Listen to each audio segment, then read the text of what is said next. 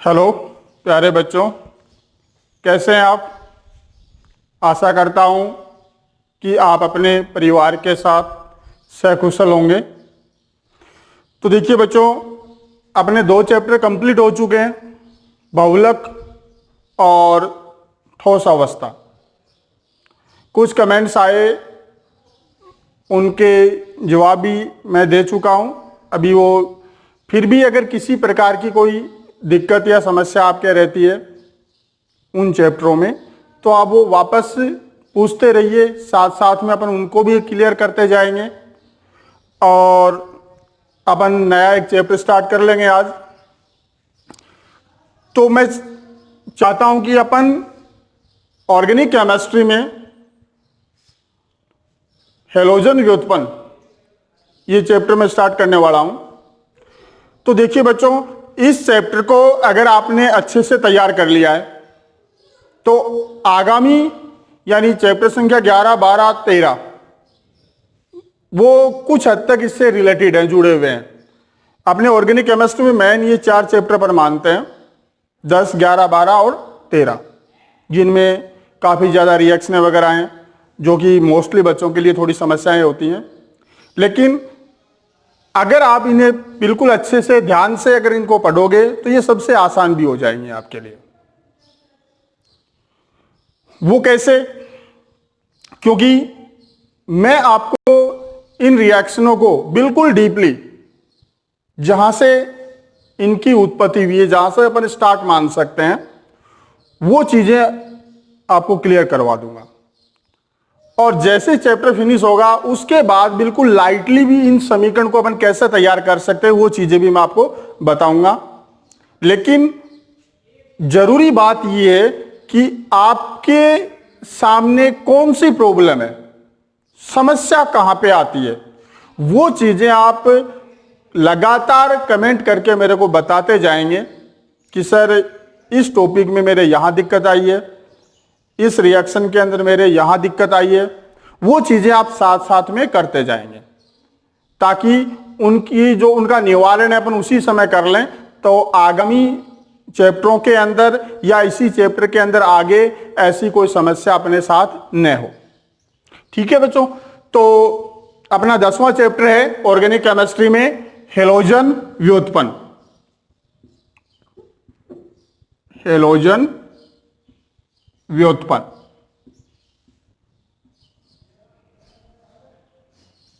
तो सबसे पहली बात अपने पास यही एक टॉपिक बन जाता है कि हैलोजन व्युत्पन्न क्या है, किसे कहेंगे अपन। तो इसके लिए देखिए बच्चों, हाइड्रोकार्बन आप जानते हो,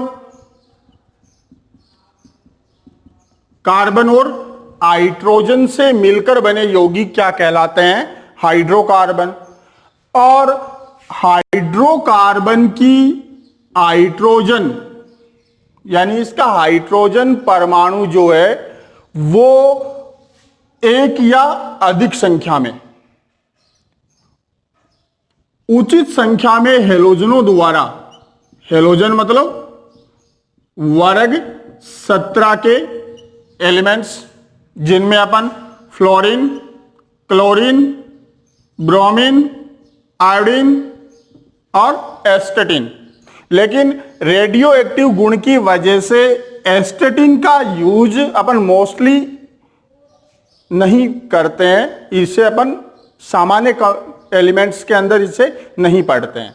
तो हैलोजन वर्ग के अंदर जो अपन मोस्टली पढ़ने वाले हैं वो ये 4 तत्व होंगे। ठीक है, तो अपन बात कर रहे थे हाइड्रोकार्बन की एक या अधिक हाइड्रोजनों को अगर हैलोजन परमाणुओं द्वारा प्रतिस्थापित कर दिया जाता है तो जो कंपाउंड आपके पास आएगा, जो यौगिक बनेगा, उस यौगिक को अपन क्या नाम देंगे? हैलोजन व्युत्पन्न कहेंगे। जैसे CH4 है, अगर यहां से मैं एक हाइड्रोजन ब्रोमीन द्वारा रिप्लेस कर देता हूं तो ये जो कंपाउंड बना ये ब्रोमोमेथेन, जो कि क्या है, एक हैलोजन व्युत्पन्न है। इसी प्रकार अगर मैं बेंजीन की हाइड्रोजन को किसी हैलोजन द्वारा रिमूव करूं, प्रतिस्थापित करूं, तो ये भी क्या है, एक हैलोजन व्युत्पन्न है। सिमिलर अगर मैं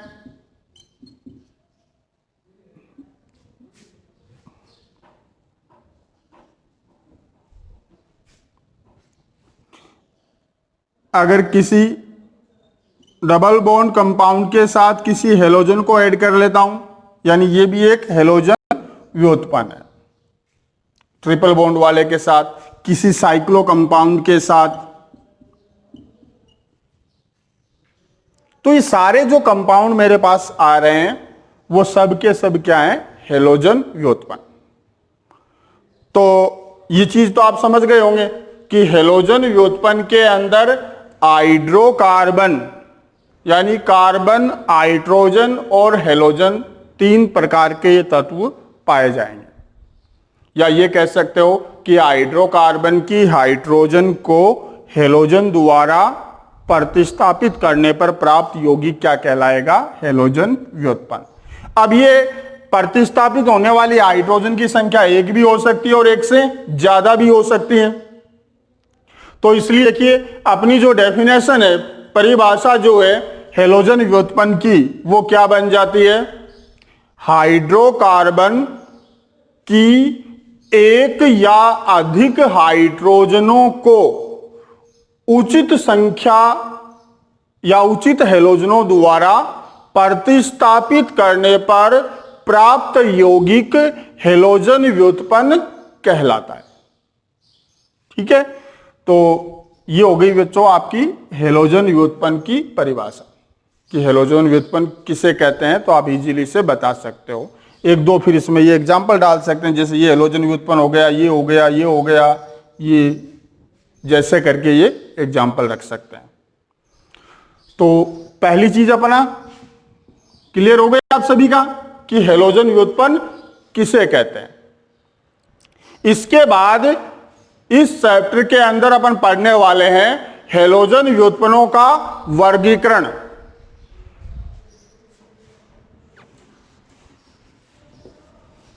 हैलोजन व्युत्पन्नों का जो वर्गीकरण है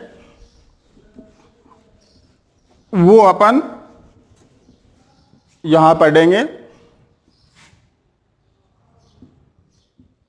हैलोजन व्युत्पन्नों का वर्गीकरण।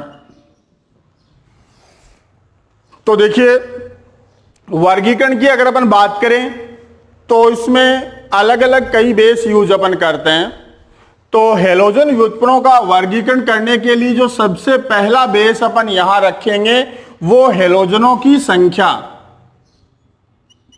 हैलोजनों की संख्या कि उस हैलोजन व्युत्पन्न के अंदर हैलोजन एटम कितनी संख्या में है, कितने संख्या हैलोजन परमाणुओं की वहां है, उसके बेस पर। तो रसायन भाषा के अंदर अपन एक को क्या बोलते हैं, मोनो, डाई, ट्राई, टेट्रा, पेंटा, इस प्रकार से, है ना।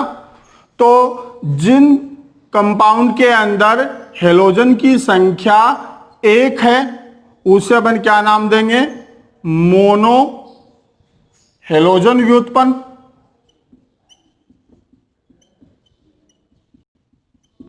जिनके अंदर हैलोजनों की संख्या 2 है उसे डाई हैलोजन व्युत्पन्न। इसी प्रकार 3 है तो ट्राई,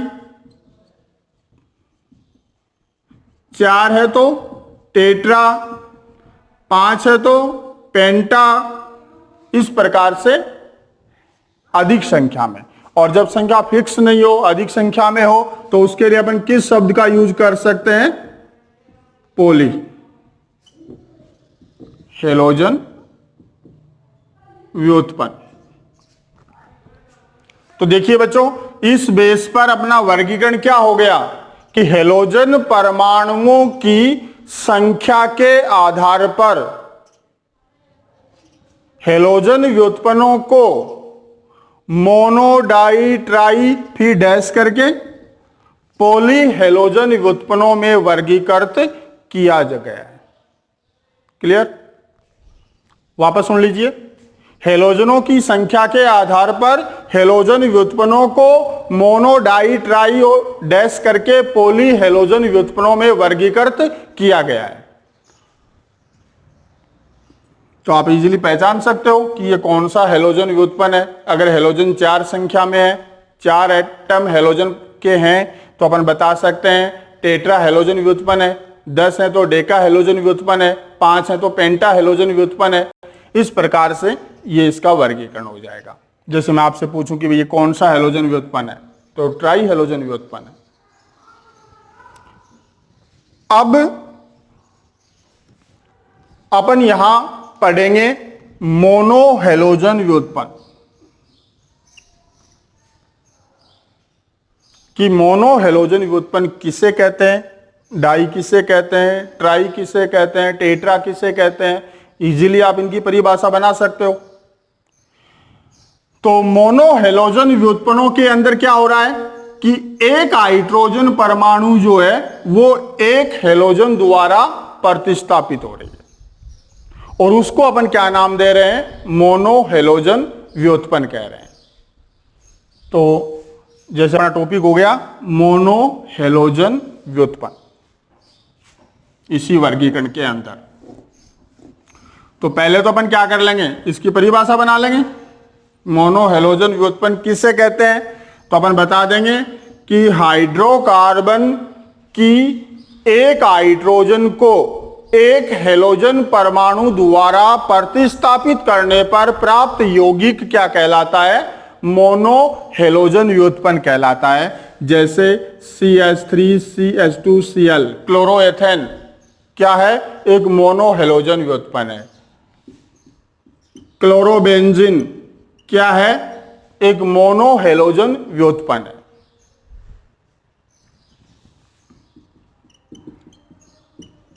क्लोरोएथीन क्या है, एक मोनो हेलोजन व्युत्पन्न है। तो मोनो हेलोजन व्युत्पन्न किसे कहेंगे अपन, वापस बोल रहा हूं, हाइड्रोकार्बन की एक हाइड्रोजन को एक हेलोजन द्वारा प्रतिस्थापित करने पर प्राप्त यौगिक मोनो हेलोजन व्युत्पन्न कहलाता है। ठीक है। अब देखिए बच्चों, ये मोनो हेलोजन व्युत्पन्न यौगिक जो हैं, अपना वर्गीकरण देखिए चल रहा कहां से, हेलोजन व्युत्पन्न किसे कहते हैं, और उसका हेलोजनों की संख्या के बेस पर अपन ने जो वर्गीकरण किया है उसमें पहला वर्गीकरण अपन पढ़ रहे हैं कौन सा, मोनो हेलोजन व्युत्पन्न। मोनो हेलोजन व्युत्पन्न किसे कहते हैं वो आपने बता दिया। अब अपन बात करेंगे कि मोनो हेलोजन व्युत्पन्न जो है इनका वर्गीकरण अपन किस प्रकार कर सकते हैं। तो इसके लिए भी देखिए कई बेसेस अपन यूज कर सकते हैं।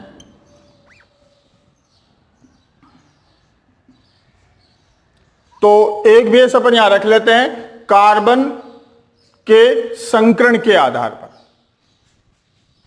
कौन सा बेस ले रहे हैं अपन, कार्बन के संकरण के आधार पर। इस आधार पर देखिए वैसे मोनो हेलोजन व्युत्पन्न जो है वो 3 टाइप के बनते हैं अपने पास।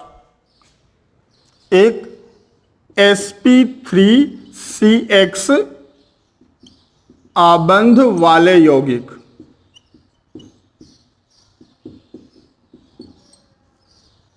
दूसरा बनता अपने पास sp2CX आबंध वाले यौगिक, एक बनता है sp संकृत CX आबंध वाले यौगिक। ये अपने सिलेबस में है नहीं, तो कुल मिलाकर अपने को ये 2 ही पढ़ने हैं, एक sp3CX आबंध वाले यौगिक और एक sp2CX आबंध वाले यौगिक। तो वापस सुन लीजिए बच्चों, मोनो हेलोजन व्युत्पन्नों को कार्बन के संकरण के बेस पर, वैसे टोटल टाइप इसके 3 बनते हैं, लेकिन अपने सिलेबस अकॉर्डिंग कितने दिए हुए हैं? 2। पहला टाइप अपने पास आ गया sp3CX आबंध वाले यौगिक, और दूसरा टाइप आ गया अपने पास sp2CX आबंध वाले यौगिक। अब देखिए बच्चों, इसका क्या झंझट है? इसका मतलब यह है कि हेलोजन मतलब फ्लोरीन, क्लोरीन, ब्रोमीन, आयोडीन, ये एलिमेंट्स जिस कार्बन पर अटैच होंगे, जिस कार्बन पर जुड़े होंगे, उस कार्बन का संकरण क्या होगा? sp3 होगा। अब sp3, sp2, sp, इन कार्बनों की पहचानने का एक सीधा सा तरीका मैं आपको बता देता हूं कि जिस कार्बन पर सारे सिंगल बॉन्ड हो, वैसे अपन संकरण निकाल भी सकते हैं, 11th में पढ़ा आपने, फिर भी अगर कोई डाउट हो तो मेरे से पूछ लेना। तो जिस कार्बन पर सारे सिंगल बॉन्ड होते हैं उसका संकरण क्या है? sp3। और एक बात यहां मैं और ऐड कर रहा हूं जो कि आपके लिए बहुत जरूरी होगी, उस चीज का आप ध्यान रखेंगे। ये क्या है बच्चों? इलेक्ट्रॉन प्रतिकर्षी।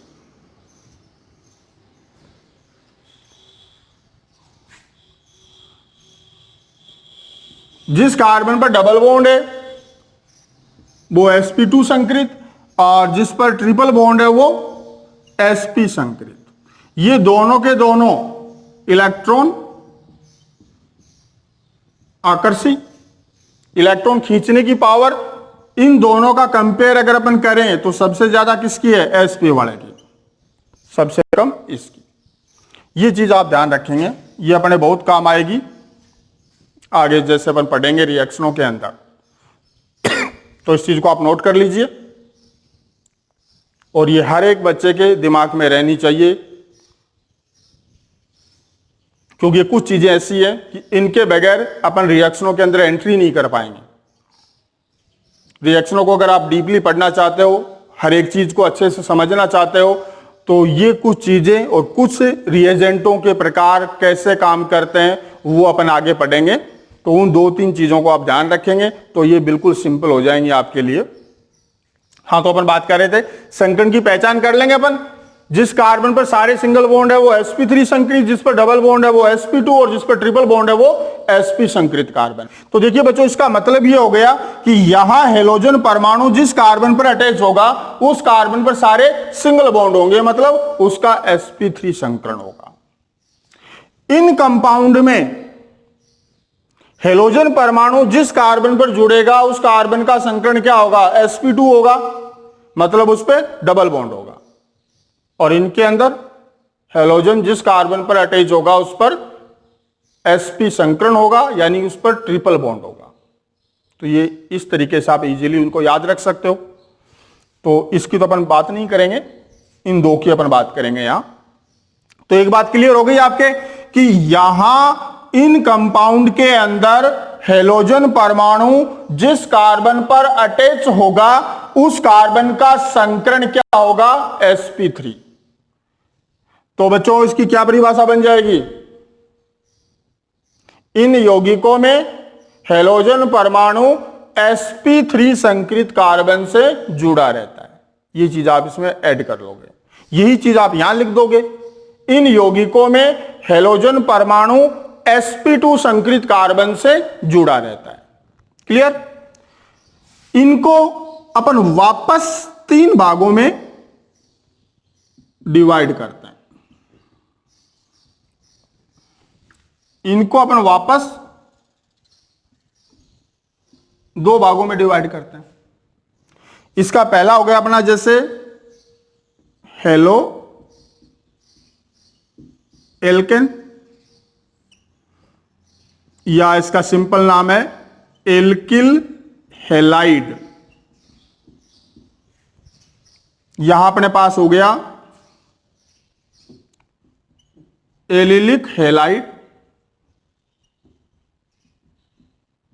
एक हो गया अपने पास बेंजिलिक हैलाइड। यहां अपने पास हो गया एक वाइनिल हैलाइड और यहां एक हो गया एरिल हैलाइड। तो देखिए इन यौगिकों को वापस 3 भागों में डिवाइड कर दिया, हेलो एल्केन यानी एल्किल हैलाइड, एलिलिक हैलाइड और बेंजिलिक हैलाइड।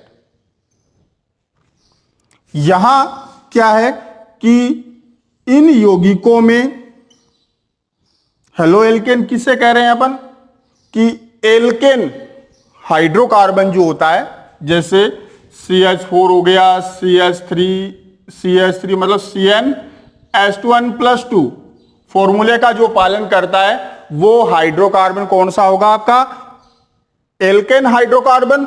और एल्केन हाइड्रोकार्बन की हाइड्रोजन को जब हेलोजन परमाणु द्वारा प्रतिस्थापित किया जाएगा तो जो कंपाउंड बनेगा वो कौन सा होगा, हेलो एल्केन या एल्किल हैलाइड होगा, एक हाइड्रोजन को, क्योंकि अपन मोनो का टाइप पढ़ रहे हैं, वरना तो यहां डाई हेलो एल्केन बनता, ट्राई हेलो एल्केन बनता, इस टाइप से बनता। तो केवल हेलो एल्केन की अगर अपन बात करें तो क्या डेफिनेशन आ जाएगी, एल्केन हाइड्रोकार्बन की एक हाइड्रोजन को एक हेलोजन परमाणु द्वारा प्रतिस्थापित करने पर प्राप्त यौगिक हेलो एल्केन कहलाता है। इसमें सभी कार्बनों का संकरण sp3 होता है, सारे कार्बन, सभी कार्बनों का संकरण क्या होगा, sp3 होगा। जैसे करके आप कोई भी एग्जांपल डाल सकते हो, यहां CH3Cl, CH3Cl, CH3, कोई भी CH2Cl, इस प्रकार से। तो सारे के सारे क्या हो गए आपके, हेलो एल्केन हो गए। तो मेरे ख्याल से क्लियर हो गया आपका ये। वापस सुन लीजिए यहां से, इसका 3 टाइप बना। पहला टाइप अपन पढ़ रहे हैं हेलो एल्केन। हेलो एल्केन की क्या डेफिनेशन हो गई, एल्केन हाइड्रोकार्बन की एक हाइड्रोजन एक हेलोजन द्वारा प्रतिस्थापित करने पर प्राप्त यौगिक जो आपका है वो क्या हो गया, हेलो एल्केन हो गया। जैसे करके आप इसके एग्जांपल डाल सकते हो, इसका फॉर्मूला भी क्रिएट कर सकते हो, CnH2n+HX भी लिख सकते हो यहां, या इसको आप ऐसे भी लिख सकते हो CnH2n+1+X, मतलब एक हाइड्रोजन, यहां देखो +2 था, 2 हाइड्रोजन थी वहां, तो 2 में से एक को X से हटा दिया, तो यहां +1X भी लिख सकते हो और HX भी लिख सकते हो। तो यानी ये यौगिक इस फॉर्मूले का पालन करेंगे। अब देखिए बच्चों, ये जो मोनो हेलो एल्केन है, हेलो एल्केन, तो मोनो हेलो एल्केन को कार्बन की डिग्री के बेस पे अपन वापस इसको 3 भागों में डिवाइड करते हैं, 1 डिग्री, 2 डिग्री और 3 डिग्री। मतलब प्राथमिक एल्किल हैलाइड, द्वितीयक एल्किल हैलाइड और तृतीयक एल्किल हैलाइड। कार्बन की डिग्री आप शायद समझते हो, जानते हो अच्छे से, फिर भी मैं एक बार आपको बता देना चाहता हूं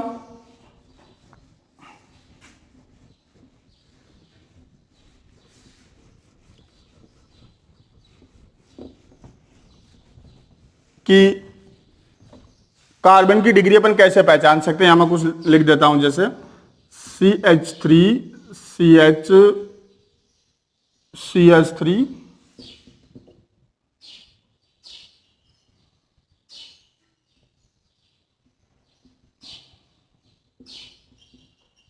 जैसे ये लिखे। तो अपने को कार्बन की डिग्री पहचानने के लिए क्या करना है, जिस कार्बन की डिग्री आप पहचानना चाहते हो आपको देखना कि वो कार्बन अन्य कितने कार्बनों के साथ अटैच है या जुड़ा हुआ है। तो यहां देखिए बच्चों, ये कार्बन जो है कितने कार्बन से अटैच है, 1 से है, तो ये 1 डिग्री। ये वाला कार्बन 1 से जुड़ा हुआ है तो 1 डिग्री। ये देखिए 1, 2 और 3 से जुड़ा हुआ है तो 3 डिग्री। ये वाला कार्बन 1, 2, 3 और 4 से अटैच है तो 4 डिग्री, ये वापस 1 डिग्री, ये वाला 1 डिग्री, ये 2 डिग्री, एक और एक 2 कार्बन से अटैच है, ये वाला 1 डिग्री। इस प्रकार अपन कार्बन की डिग्री पहचान सकते हैं। अब बात अपन कर रहे हैं हेलोजन से, हेलोजन व्युत्पन्न से। तो किसी न किसी कार्बन पर क्या होगा, एक हेलोजन अटैच होगा। तो हेलोजन व्युत्पन्न में 4 डिग्री कार्बन नहीं बन सकता, क्योंकि अगर मैं यहां कार्बन हेलोजन अटैच करूंगा तो ये हट जाएगा Cl। अब देखिए 1 2 3, ये 3 डिग्री हुआ। तो हेलोजन व्युत्पन्नों के अंदर आपका 1 डिग्री, 2 डिग्री और 3 डिग्री बन सकता है। 4 डिग्री कार्बन की 4 डिग्री होती है, लेकिन हेलोजन व्युत्पन्न में हेलोजन वाले कार्बन की 4 डिग्री नहीं होगी। तो जैसे मैं यहां लिखूं CH3 CH2 Cl, तो ये बच्चों कौन सा कार्बन है, 1 डिग्री कार्बन है। तो ये कौन सा हो गया आपका, प्राथमिक एल्किल हैलाइड हो गया, प्राथमिक एल्किल हैलाइड। इसी प्रकार अगर मैं CH3Cl लिखता हूं तो यहां देखिए ये किसी दूसरे कार्बन से अटैच नहीं है, तो इसका मतलब ये 1 डिग्री तो नहीं हुआ, लेकिन इसे 1 डिग्री की कैटेगरी में रखा जाता है और इसे सुपर 1 डिग्री कार्बन कहा जाता है। तो इसे आप सुपर 1 डिग्री एल्किल हैलाइड बोल सकते हो। इसी प्रकार CH3 CHCl CH3। अब ये देखो हेलोजन इस कार्बन पे अटैच है, ये कार्बन की डिग्री क्या है, 2 है, ये 1 डिग्री 1 डिग्री। तो इसका मतलब ये द्वितीयक एल्किल हैलाइड हो गया।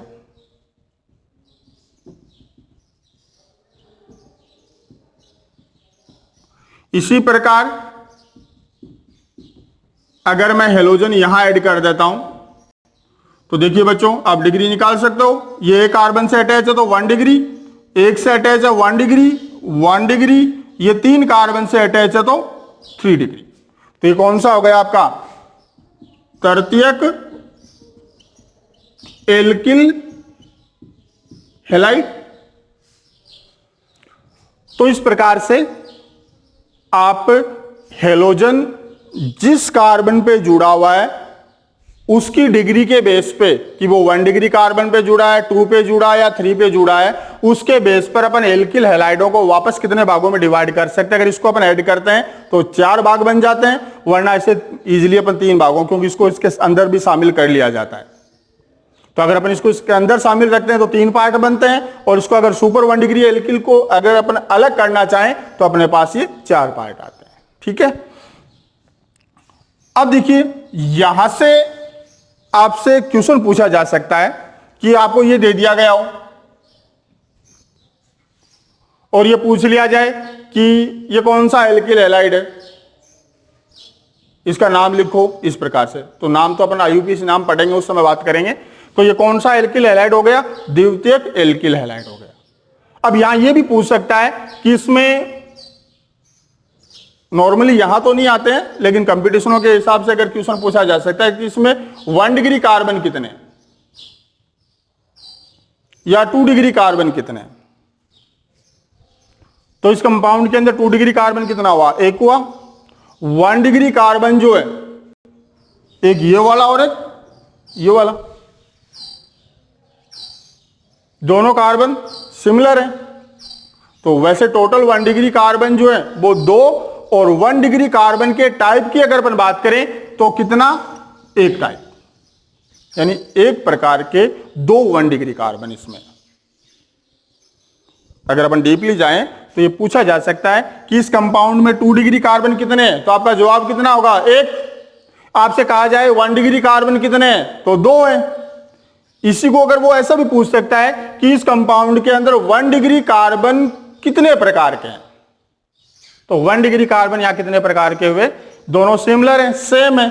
सेम होने का मतलब क्या है कि इस कार्बन पर देखो 3 हाइड्रोजन और एक कार्बन लगा हुआ है।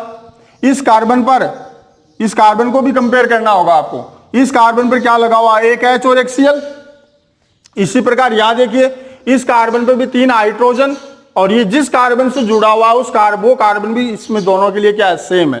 तो दोनों के लिए सेम है, तो इसलिए दोनों भी आपस में क्या होंगे, समान होंगे। अगर मैं इसको थोड़ा सा और आगे बढ़ाता हूं, अगर मैं इसको ऐसे लिख दूं, CH3 CH2 CHCl CH3। अब मैं आपसे ये कहूं कि यहां 1 डिग्री कार्बन कितने हैं और 2 डिग्री कार्बन कितने हैं। तो 2 डिग्री तो अपने को दिख रहे हैं, ये 2 डिग्री है, 2 डिग्री है, ये 1 डिग्री है, ये 1 डिग्री है। तो नंबर ऑफ डिग्री वाले कार्बन अगर आपसे पूछा जा रहा है तो अपन क्या बताएंगे कि 1 डिग्री के कार्बन कितने हैं, 2। 2 डिग्री वाले कार्बन कितने हैं, 2। अगर वो ये पूछे कि इस यौगिक के अंदर 1 डिग्री कार्बन कितने प्रकार के, टाइप ऑफ 1 डिग्री कार्बन, तो यहां देखिए ये 1 डिग्री कार्बन और ये 1 डिग्री कार्बन दोनों का अपन कंपेयर करेंगे। कंपेयर ये किससे होगा, इसके जस्ट आगे वाले कार्बन से होगा। अगर वो कार्बन भी दोनों में सेम है तो दोनों सेम होंगे। तो ये देखिए बच्चों, जिस कार्बन से अटैच है, इस कार्बन पर क्या है, 2 हाइड्रोजन लगी हुई है। ये वाला जिस कार्बन पर अटैच है, उस कार्बन पर क्या है, एक H और एक Cl लगा हुआ है। इसका मतलब ये 1 डिग्री कार्बन जिस कार्बन से अटैच है और ये 1 डिग्री कार्बन जिस कार्बन से अटैच है, ये दोनों सेम नहीं है। इसलिए 1 डिग्री कार्बन के जो टाइप है वो अपने पास कितने बन जाएंगे, ये अलग बनेगा और ये अलग बनेगा। तो मतलब 1 डिग्री कार्बन है वो 2 प्रकार के। एक ऐसा 1 डिग्री कार्बन है जो हेलोजन वाले कार्बन से जुड़ा हुआ है, और एक ऐसा 1 डिग्री कार्बन है जो CH2 से जुड़ा हुआ है। इसी प्रकार अगर 2 डिग्री कार्बन की टाइप पूछे जाए तो 2 डिग्री कार्बन देखिए ये दोनों, अब ये 2 डिग्री कार्बन किससे अटैच है, इसके साथ CH3, लेकिन इस 2 डिग्री कार्बन पर 2 H लगी हुई है, इस 2 डिग्री कार्बन पर एक H और एक Cl लगा हुआ है। इसका मतलब ये दोनों भी सेम नहीं है। तो 2 डिग्री कार्बन भी अपने पास कितने टाइप के हो गए, 2 प्रकार के हो गए। तो इस प्रकार से ये डीपली क्वेश्चन आपसे यहां से पूछे जा सकते हैं किसी कंपटीशन के अंदर। अपने 12th लेवल के हिसाब से या बोर्ड एग्जाम की दृष्टि से अगर अपन बात करें तो सिर्फ अपने पास क्या है कि हेलोजन जिस कार्बन से जुड़ा हुआ है उसकी डिग्री देख लीजिए कितनी है, तो वो उतना ही हैलाइड बन जाएगा। 1 डिग्री से जुड़ा हुआ तो प्राथमिक एल्किल हैलाइड, 2 डिग्री से जुड़ा हुआ है तो द्वितीयक एल्किल हैलाइड, और 3 डिग्री से जुड़ा हुआ है तो तृतीयक एल्किल हैलाइड। बस इसके आगे अपने को नहीं जाना, अपना काम यहां खत्म हो जाएगा। तो ये हेलो एल्केन या मोनो हेलो एल्केन का वर्गीकरण आप पढ़ चुके हो कि मोनो हेलो एल्केन में कार्बन के संकरण के बेस पर, हेलो एल्केन में कार्बन की डिग्री के आधार पर अपन इसे कितने भागों में डिवाइड कर रहे हैं। अगर सुपर 1 डिग्री एल्किल हैलाइड को अगर अपन अलग कंपेयर करें तो 4 भाग हो जाते हैं, वरना अपने 1 डिग्री 2 डिग्री और 3 डिग्री 3 टाइप के बनते हैं, प्राथमिक, द्वितीयक और तृतीयक एल्किल हैलाइड।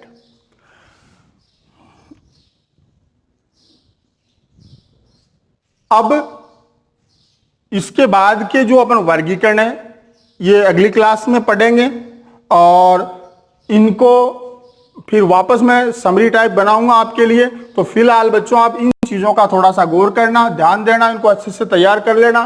कोई समस्या रहती है या किसी भी प्रकार की अगर प्रॉब्लम रहती है तो आप जरूर पूछिए मेरे से।